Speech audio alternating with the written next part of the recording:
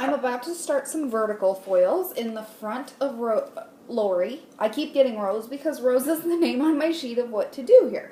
I sectioned out Lori's hairline pretty much, what I would call a fringe or bang area. These are supposed to run parallel to the hairline, which are always a good complement to the face. I like to stay right off the front of the hairline because nobody wants that grow out. So this first section, I am going to subsection it a little bit because the neck and hair in the front is strangely thick. In that subject section, I am going to weave a little bit. This is really terrible to see, and I don't have the ideal setup here. So this is my small little weave. I hope you can see that. Alright, Lori is back in her stand. I'm going to lock this foil in.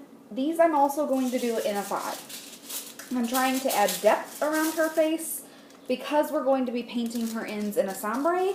I don't want to go real light, super light around her face and real close to her hairline because it won't look natural when it grows out. So, I'm painting this level 5 NB with 10 volume in, close to her hairline. Rolling the hair up in the foil. I fold these foils tight, usually like a little pocket, because they're right on somebody's face. I don't like them to hang and, you know, sit in someone's face. I tend to feel like that would get really annoying if it was me, so. I sectioned this front kind of in a V shape, so I'm going through on the next side. She's got a little bit of a cowlick or silly growth pattern. I'm going through on the same side, painting a 5, or on the other side, painting that 5 in to match.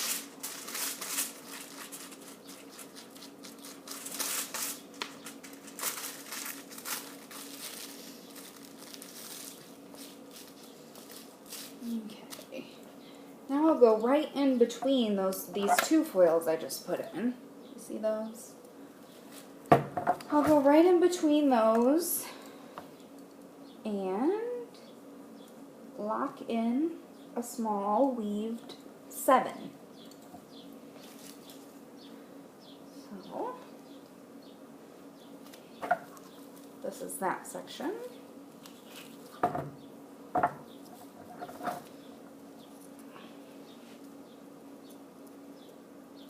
Weave this piece.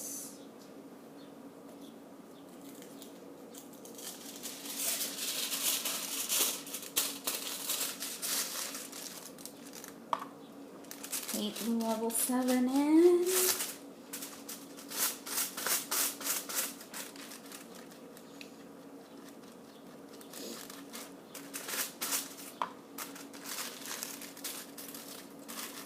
Again, I'm folding it up into a small pocket. 1, it makes the foil a little more secure on their face. 2, it keeps the foil from laying in their face. Alright. Piggybacking on that one there, I am going to do a small section all the way across the front of her hairline here. This I'll probably cut into 2 foils too. 1, it's too wide to really do in one pretty foil. 2, it would just not work real well. And I think I'm going to do these as a shadow box again. I like the shadow box technique because you really get a lot of color, a lot of movement in one small subsection of hair. So, again, my shadow boxes, I do a 5, piggyback on top, or underneath a No Monolite No 20 volume. Please ignore my puppy barking at me in the background. She hates that I'm not paying any attention to her right now.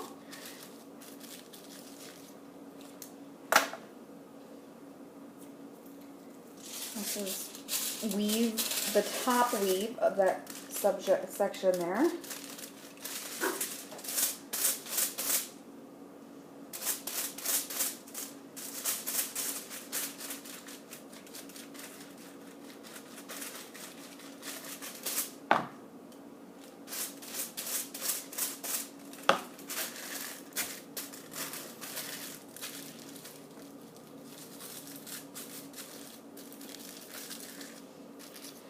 Transfer over to the other side of her head here. Weave, weave, weave, weave. I clip up the top part of the weave right after I do it because it gets out of the way, and then I feel like I can lock in the bottom part of the foil better.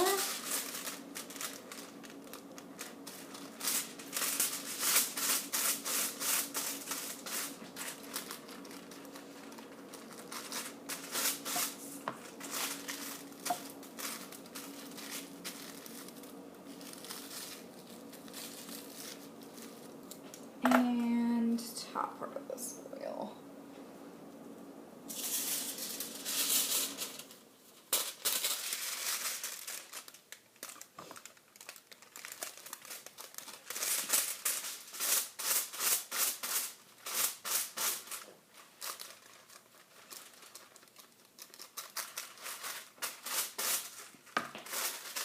So, this is 1, 2, 3, 4, 5, 6. This is 7 foils through her front, 4 foils per side, and I still have this whole top section to do. What I'm most likely going to do, what I am going to do, I'm going to section this as if she parts on the side, and I'm going to go through and paint these ends. Grow out purposes, there wouldn't be any. A painted look is all the rage right now. And I'm actually going to paint all 3 colors in. And I will show you how I'm going to do that. I'm going to start in the back of her head. Actually, underneath here, where we haven't played yet. Let me glove up here.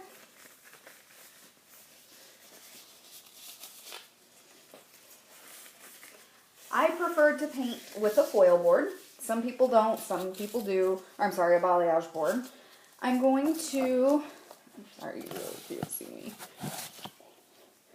I'm going to section out about, I'd call that about a 1/2 inch, maybe a 3/4 of an inch section at the bottom to start with. Clip up the other piece of that. Mannequin hair is so slippery. Okay, so in this small section here, oops, it's probably about a 1/2 inch, maybe 3/4 of an inch thick. In this small subsection, what I'm going to do, as far as my painting goes, I am going to cut that section in half because it really feels too thick because of it being mannequin hair. Alright, and then I'm going to grab this piece just right in front of her ear. We're going to say she wants this piece darker. Because, say she wants to pull her hair up, but when it's down, she wants a curl that's darker to accent her eyes. So, I have this piece in my hand. I put the foil board right up against her face. The balayage board is curved so it fits the head nicely. I pinch that hair, the piece of hair I was holding, to my board, grab a little bit of color, and I start probably about midway down the paddle here. And then I feather my way up. And I like to feather my way up because it tends to make the color softer. Feather my way up, grab again, feather my way down. And then this is just a technique I tend to do. I first finger and middle finger, grab that section of hair, pinch and pull. That removes a little bit of the excess color, as you can see on my fingers. And I feel like it helps mesh that color together or melt that color together a little bit more. It ends up a really beautiful effect.